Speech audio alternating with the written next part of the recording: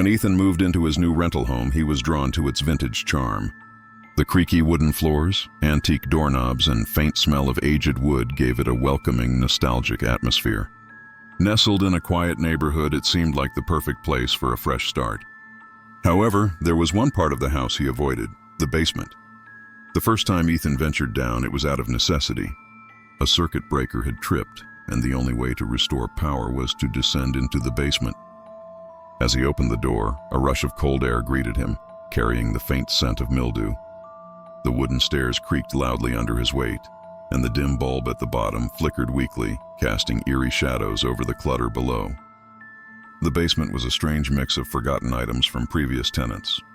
Old suitcases, rusted tools, and an antique rocking chair seemed frozen in time. As Ethan worked on the breaker, he couldn't shake the feeling of being watched. The hair on the back of his neck stood on end. Brushing it off his nerves, he quickly finished and hurried back upstairs. At first, he dismissed the basement as just another creepy old room, but strange things began happening. Items he swore he'd left on the kitchen counter appeared in the living room. His phone would vibrate with no notifications. At night, faint whispers seemed to echo through the floorboards, but when he listened closely, the sound stopped. Luna, his cat, was the first to sense something was wrong. Normally curious and playful, she avoided the basement door at all costs. She hissed and arched her back whenever Ethan got near it, her wide eyes fixed on the cracks beneath the door as if she saw something he couldn't. One night, Ethan was startled awake by a loud crash. His heart pounded as he realized it had come from the basement.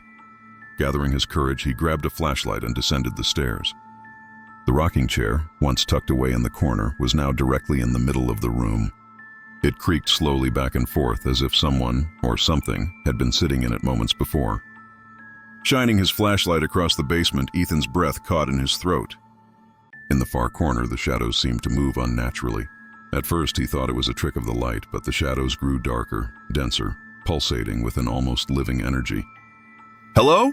he called out, his voice trembling. Silence answered, but the shadows shifted again, stretching toward him like outstretched hands. Ethan stumbled back, nearly dropping the flashlight. As he turned to flee, the basement door slammed shut with a deafening bang, plunging him into complete darkness. Fumbling for the handle, Ethan felt icy fingers graze his wrist. He screamed, wrenching the door open and throwing himself into the safety of the hallway. Panting and shaking, he shoved a heavy dresser in front of the basement door, vowing never to go down there again. The next morning, exhausted and terrified, Ethan called his landlord.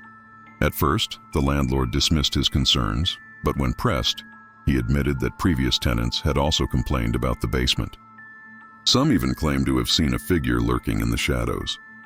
Ethan packed his belongings and moved out within a week, leaving most of his furniture behind. To this day, he refuses to discuss the full extent of what he experienced.